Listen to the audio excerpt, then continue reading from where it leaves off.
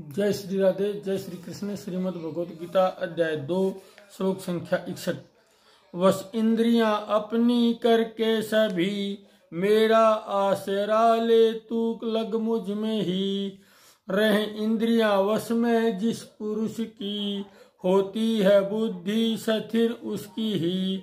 भगवान श्री कृष्ण कहते हैं, हे अर्जुन या हे साधक, उन संपूर्ण इंद्रियों को वश में करके समाहित चित्त होकर मेरे प्राण आकर ध्यान में बैठ जा, क्योंकि जिस महापुरुष की इंद्रियां वश में होती हैं उसकी ही बुद्धि स्थिर हो जाती है। अर्जुन ने पूछा था स्थित प्रज्ञ कैसे बैठता है, यह तीसरा क्वेश्चन है।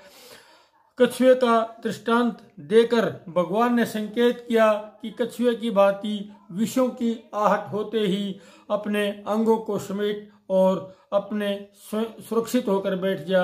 विषयों से उलझा तो असुरक्षित रहेगा। इसलिए विषय रस और उसके कारण इंद्रियों की प्रबलता से चेताया तथा साथ ही परम तत्व की अनुभूति को भी विषय रस की निर्मूलता की बात कही है। यह कैसे संभव हो? बहुत सहज है, स्पष्ट सीधी चेतावनी है। भगवान कह रहे हैं यह बाहर मूर्खता नहीं।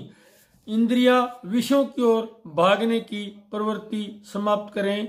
इसमें किसी भी दृष्टि से न शांति है न कल्याण है। जैसे माँ बच्चे से कहे तू बाहर मत जा, तू नाली में गिर जाएगा, तू गंदगी में उलझ जाएगा या कहीं ठोकर खाकर चोट खाएगा, इसलिए मेरे निकट रह, मेरे से दूर मत जा।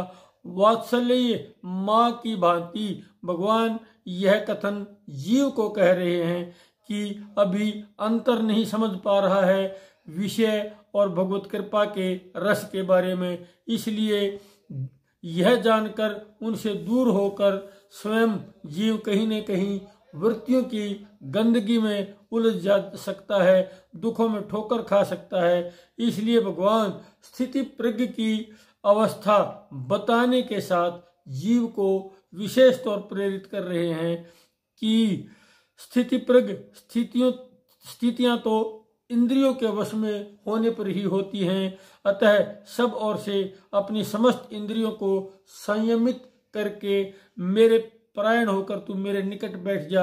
भगवान की निकटता जीवन का आनंद है और जीवन के कल्याण का अमोघ साधन भी।